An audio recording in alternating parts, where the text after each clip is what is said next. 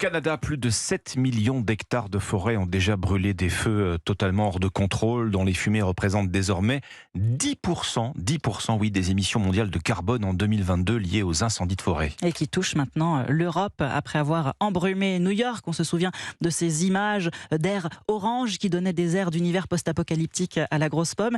Eh bien, le nuage canadien a désormais traversé l'Atlantique. Guillaume Dominguez, il a atteint le nord de la France.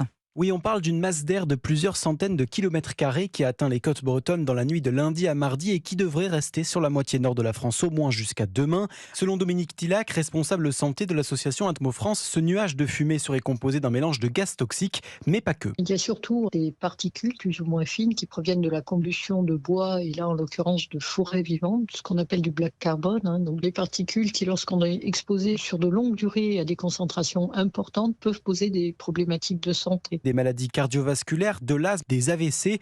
La bonne nouvelle, c'est que ce nuage de fumée se situe entre 3 et 5 km au-dessus de nos têtes, selon les prévisions de Météo France, trop haut pour impacter la qualité de l'air que l'on respire. On a des stations de mesure sur tout le territoire français qui permettent de prévoir la pollution atmosphérique au niveau du sol. Et aujourd'hui, tous nos capteurs sont au vert. Il n'y a pas de prévision même d'épisodes de pollution aux particules. Par ailleurs, l'épisode de pluie attendu demain après-midi devrait finir de laver l'atmosphère, conclut-elle, en faisant retomber les particules au sol. Guillaume Dominguez.